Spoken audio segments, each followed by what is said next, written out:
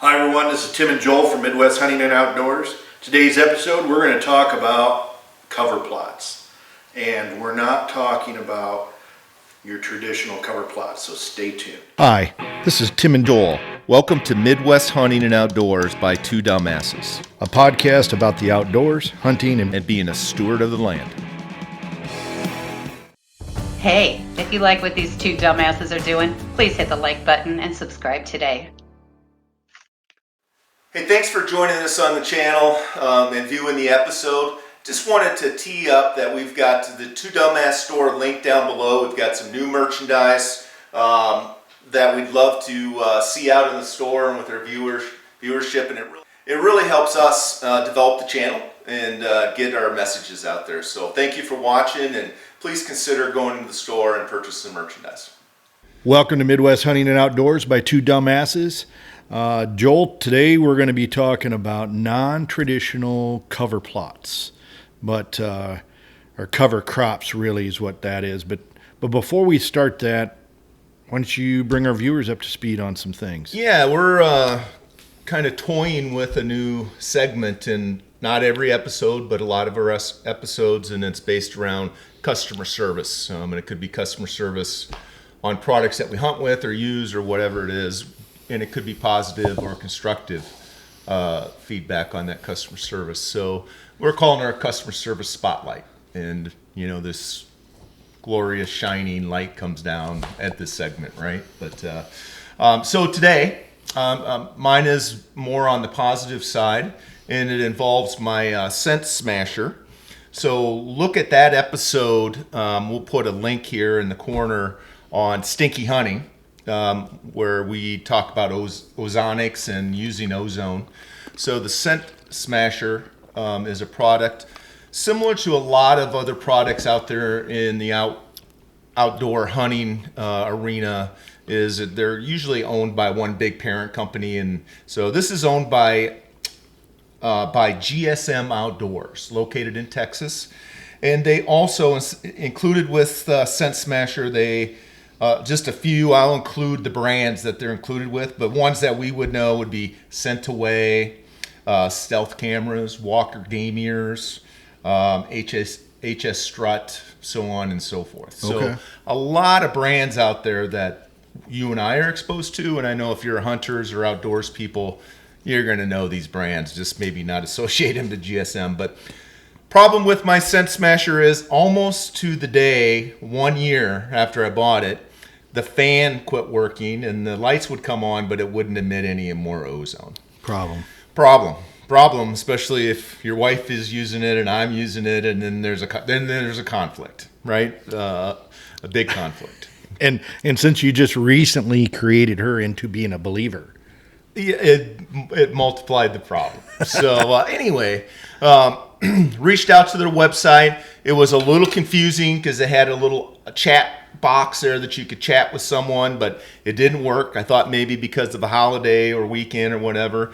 So I waited a couple days, tried it again. It didn't work, and I'm like, oh man, this is bad. Sent in some comments and an email, didn't hear anything back, and it started off in a bad way. And then I'm like, well, this is really a warranty. Let me go into warranty and fill out the warranty. They wanted a picture of the receipt, a picture of the unit, and as soon as I did that and kind of followed their procedures, 3 days later I got an email back saying, hey, we're reviewing your warranty, and don't do anything. We will send you a shipping label and a work order label, and once you get that, send it in and we'll cover you under the warranty. So anyway, about 5 days to a week into this, after I sent the warranty, I got the label. We shipped the unit, and as we speak today, I'm in limbo here waiting for this unit to get covered and hopefully replaced and sent back. Yeah, that's good though. Hats off, thumbs up for GSM Outdoors. In this case, it was Scent Smasher, but once I figured out the appropriate procedure, it was a good process. Now, did you buy that off Amazon? I did. So that was easy for you to find your receipt, right? You took the words right out of my mouth. I mean, if it was paper copy, it was going in the trash because I had no way I'd be able to find the receipt. But Amazon, there's a huge history there, and I just took my camera and took a picture of the receipt on Amazon, and it was slick. Awesome. It was slick. As my dumbass partner would say, really slick. Really slick. Really slick, Tim. So, but that's not, probably a little more, we'll get better at this segment as we practice it, but the topic of today is cover crops. Yep. So you and I had been talking about cover crops, and I had just taken for those who follow us, I've taken all of my property, or most of the property, out of active cash crops. So when we think about cover crops, we're really talking about cover crops for our food plots, if you will. So I talked to Joel about this a great deal, and I was kind of engaging in this process, and I decided to synthesize it down into an episode for us. And so when you think, our conservation guys always start with a goal, right? So what's the goal? So the goal is basically for us to provide a cover crop that will provide benefits to wildlife while also the soil, and then also being economically feasible. So we live down in southeastern Iowa, southern Iowa, and it's pretty hilly where we're at. So whether it be wind or water erosion, those are very real situations for our properties. And so whatever we do to our properties, you got to make sure you don't create a erosion situation. So, but the other thing is contrary to a cover crop after a cash crop, we want to provide nutrients for the soil, but we also want to provide benefits to the wildlife. And in this episode, we're really targeting deer, if you will. So can I just summarize that to make sure I understand? Yep. So you're saying cover crop kind of definition would be, from a food plot standpoint, would be crops that are planted to support habitat or wildlife, hopefully add some benefit to the soil. Yep. Typically nitrogen is what we talk about, but soil could be biomass, etc. Help with erosion, and then cost effectiveness is a piece of that too. 100%. Okay, cool. Yeah. So we're thinking of cover crops for our food plots to be planted.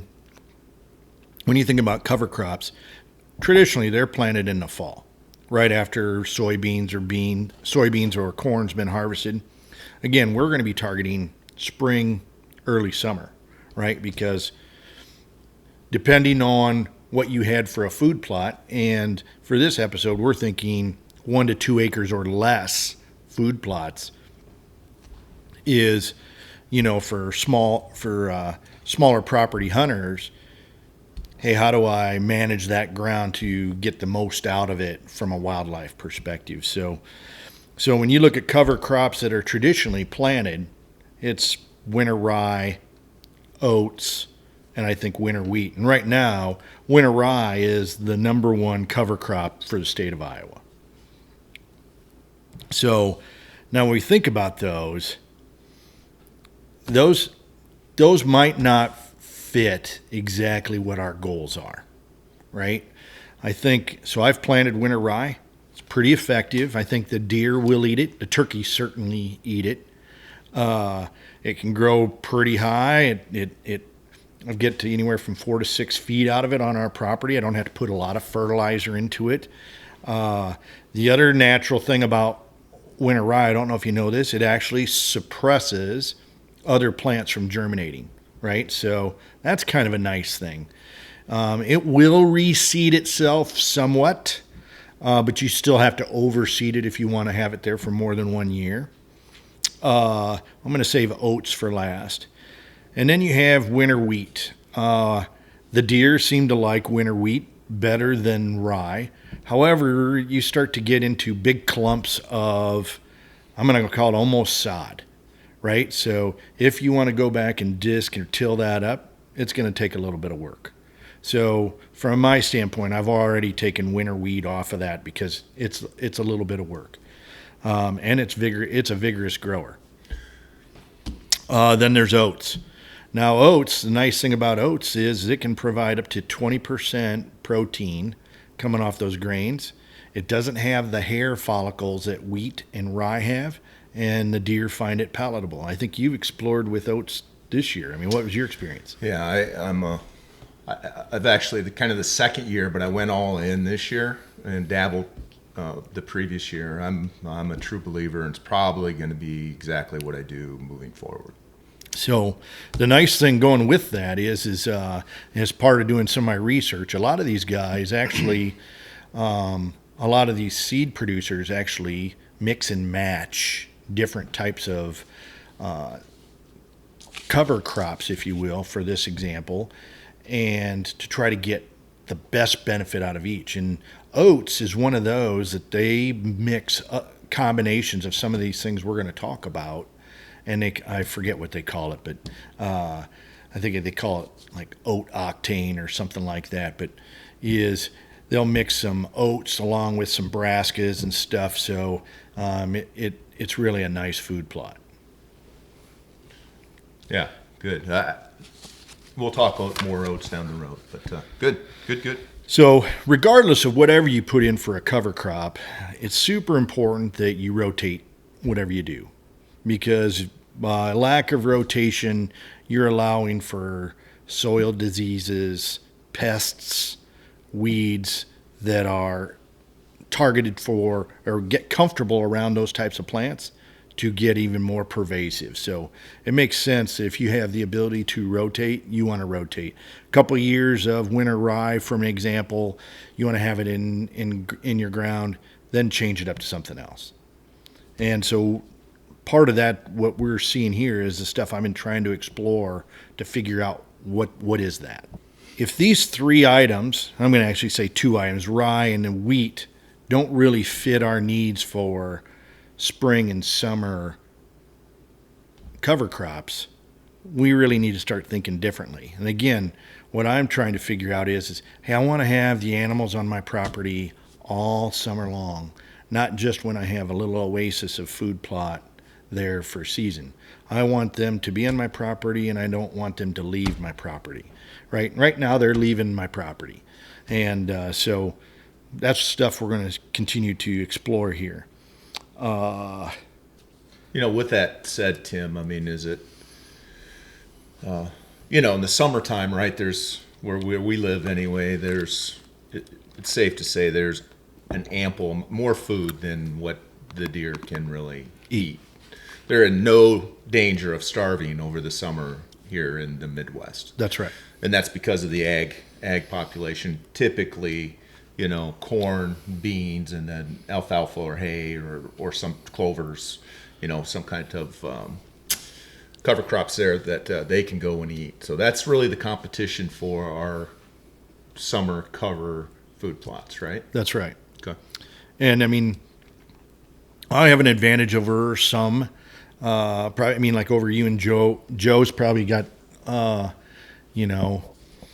hunting extraordinaire buddy Joe. He's actually increased his food plot area quite a bit.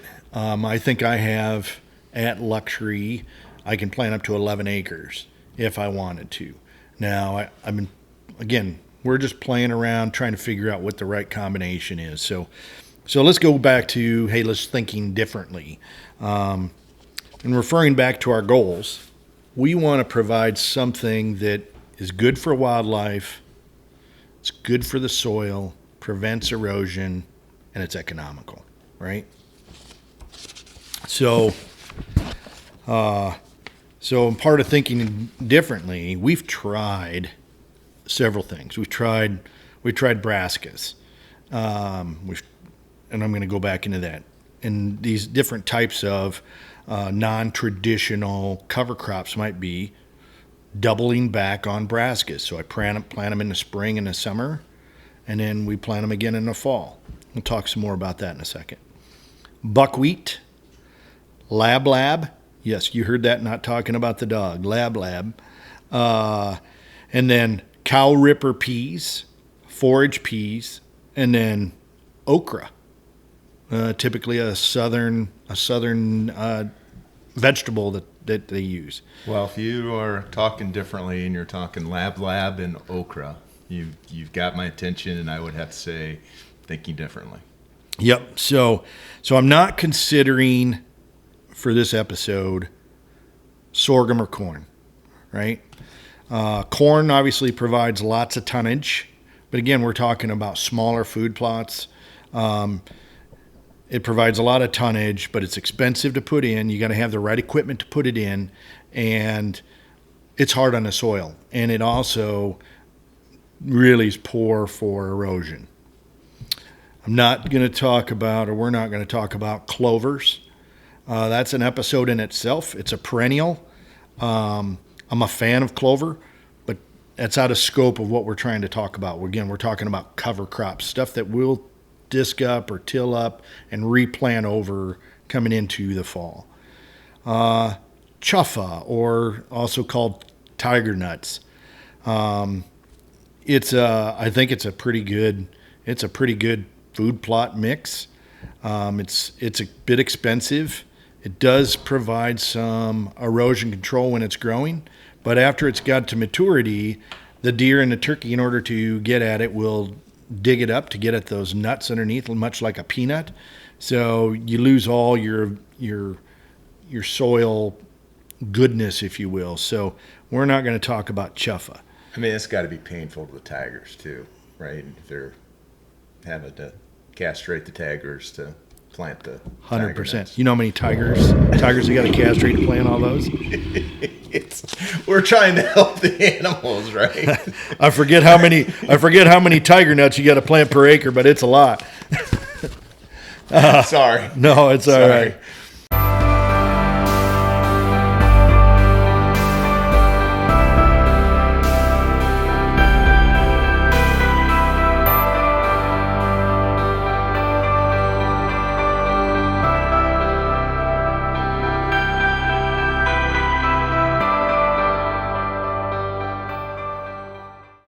Thanks for listening or watching our show. We have some exciting topics and guests coming up. We ask that you subscribe to our channel on YouTube and follow us on Twitter, Instagram, and Facebook. We look forward to hearing your suggestions for topics, Questions and comments. This is Two Dumbasses signing off. Until next time, Be safe, have fun, and get get outdoors.